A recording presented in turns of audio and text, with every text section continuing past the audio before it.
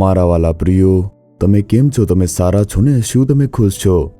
શું પ્રભુ ઈસુ તમારી સાથે દરરોજ વાત કરતા નથી? તમારા પ્રત્યે ખૂબ જ ચિંતિત અને પ્રેમાળ છે ને? આજે પ્રભુ તમને એક મહત્વપૂર્ણ સત્ય કહેવા જઈ રહ્યા છે. દરેક વ્યક્તિ તે તેમનું જીવન એક લાંબુ જીવન જીવવા ઈચ્છે છે. તે સાચું છે ને? આપણે ગમે તેટલી ઉંમરના થઈએ, આપણે મરવા માંગતા નથી. 90 વર્ષની ઉંમરે પણ લોકો વિચારે છે કે જો આપણે હજુ વર્ષ જીવીએ તો સારું રહેશે. 100 વર્ષની ઉંમરે પણ લોકો વિચારશે હજુ જીવશું તો સારું રહેશે. તેથી લાંબુ જીવન તે દરેક લોકોની ઈચ્છા હોય છે. તમે જુઓ, તે સમયે જ્યારે હું ખૂબ જ નાનો હતો ત્યારે એક ખૂબ જ એવા પ્રખ્યાત લેખક હતા, એક રાઇટર હતા, અને 100 વર્ષ કેવી રીતે જીવવું નામનું તેમણે એક પુસ્તક લખ્યું હતું. ઘણા લોકોએ તે વાંચ્યું હતું. 100 વર્ષ જીવવા માટે કેવી રીતે વર્તવું જોઈએ, શું ખાવું જોઈએ, શું કરવું જોઈએ, આવી રીતે બધું લખ્યું હતું. પરંતુ તમે જાણો છો શું થયું? 55 વર્ષની ઉંમરમાં જ તેમનું અવસાન થયું. તેમણે પોતાનો જીવ ગુમાવ્યો. 100 વર્ષ કેવી રીતે જીવવું વિશે લખનાર એક વ્યક્તિ અડધે રસ્તે ચાલ્યો ગયો. પરંતુ સંસારમાં જેટલા પણ લોકો છે, દરેક વ્યક્તિ તે જાણવા માંગે છે કે લાંબુ જીવન કેવી રીતે જીવી શકાય. આપણે જોઈ શકીએ છીએ કે દરેક વ્યક્તિ એવી રીતે જીવવા માંગે છે. પરંતુ બાઇબલમાં તેનો માર્ગ જણાવવામાં આવ્યો છે.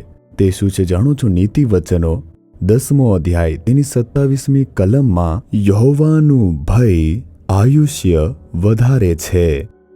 આપણી અંદર જો યહોવાનો ભય હોય તે આપણું આયુષ્ય વધારે છે. તમારું આયુષ્ય લાંબુ હોવું જોઈએ. શું તમે તે ઈચ્છા નહીં રાખતા? દરેક વ્યક્તિને આ ઈચ્છા હોય છે. પોતાની પોતરી, પોત્ર, પ્રપોત્ર અને પોત્રીઓને પણ જોયા પછી જીવવા તે માંગતા હોય છે. તેવું જ છે ને? તે સાચું છે. દરેક વ્યક્તિની ઈચ્છા છે. જો આપણું આયુષ્ય તે લાંબુ હોવું જોઈએ અને આપણે લાંબુ જીવન જીવવા માંગીએ તો ઈશ્વરનું વચન શું કહે છે જુઓ. ઈશ્વર જે સલાહ આપે છે તે શું કહે છે તે જુઓ. પ્રભુનો ભય રાખો.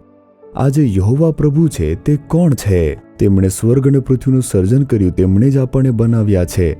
જો આપણે તેમના ભય સાથે જીવીએ તો તેઓ આપણા દિવસો લંબાવશે. તે આપણું જે આયુષ્ય છે તેને લંબાવી દેશે. કારણ કે આપણું આયુષ્ય તેમના હાથમાં જ છે. જો તેમણે તેમને લંબાવવા હોય તો પ્રભુનો ડર રાખવાની જરૂર છે. પ્રભુનો ડર શું છે જાણો છો? દુષ્ટતાથી દૂર રહેવાનું છે, પાપથી દૂર રહેવાનું છે.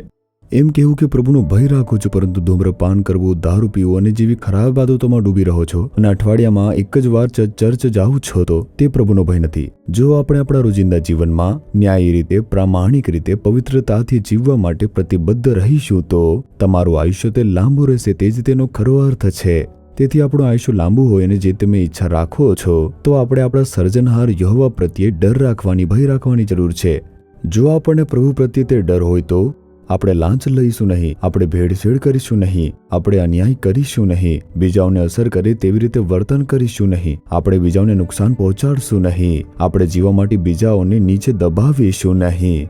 આ બધા જ સારા ગુણો તે આપણા અંદર આવી જશે. જે પ્રભુનો ભય રાખે છે અને પાપથી દૂર રહે છે, શું એવા લોકોને જોયા છે? તેમના માટે જ આયુષ્ય લાંબુ કરવામાં આવશે. પરંતુ જો તમારી અંદર સંકુચિત માનસિકતા અથવા બીજાઓને બગાડવાની માનસિકતા રહેશે, અથવા બીજાઓની નિંદા કરવાના ગુણો, અથવા દુઃખ પહોંચાડવાના ગુણો, અથવા બીજા લોકોનું અપમાન કરો છો, તેમને શોક કરાવો છો અને પોતાના સ્વાર્થી હેતુઓ માટે બીજાઓને તમે પોતાના પગ નીચે કચડી નાખો છો, બીજાઓની ભલાઈને તમે છીનવી લેવા જેવા ગુણો તમારી અંદર રાખશો, શું તમારા આયુષ્ય તે લાંબા થશે? તમે જુઓ, પરમેશ્વરના વચન મુજબ જો તમે પરમેશ્વરનું ભય રાખવા, પાપથી દૂર રહેવા પોતાનું જીવન સમર્પિત કરો તો તમારું આયુષ્ય તે લાંબુ થશે. આ જ તે રહસ્ય છે. શું તે સમજો છો? એટલા માટે આપણે શું કરવું જોઈએ? બાઇબલ વાંચવું જોઈએ, પ્રાર્થના કરવી જોઈએ, પ્રભુએ આપેલા માર્ગે ચાલવું જોઈએ. જેમ જેમ તમે તેને પ્રતિબદ્ધ રહેશો તે મુજબ ચાલશો, તમારું શારીરિક સ્વાસ્થ્ય પણ સારું રહેશે, તમારું આયુષ્ય પણ લાંબુ થશે. તેથી તમે જો બીમાર પડો છો, નબળા પડો છો અને મરે પણ તમને મૃત્યુનો ભય આવે છે, તમે થોડું પરમેશ્વર વિશે વિચારો, પરમેશ્વરના પક્ષમાં તમે રહો, તેમનો ભય રાખો અને તેમના માર્ગે ચાલવાનું પ્રતિબદ્ધ થાઓ. પ્રભુ તમારું આયુષ્ય લાંબુ કરશે. ઠીક છે? શું આપણે હવે પ્રાર્થના કરીએ? હે પ્રભુ, મારો ભય રાખવા, તમારા માર્ગો ઉપર ચાલવા માટે અને પાપથી દૂર રહેવા માટે પોતાને પ્રતિબદ્ધ કરી રહ્યો છું. મારું જીવનનું જે આયુષ્ય છે તમારા હાથમાં છે પ્રભુ. માત્ર તમે જ તેને લંબાવી શકો છો. જ્યાં સુધી તમે મને આ દુનિયામાં જીવવા માટે ઈચ્છા રાખો છો તે સમય સુધી મને સારા સ્વાસ્થ્ય અને આનંદ સાથે જીવવાની કૃપા આપો. ઈશુના નામમાં પ્રાર્થના કરું છું. Amen, amen. Jesus redeems Gujarati YouTube ચેનલને સબસ્ક્રાઇબ કરો.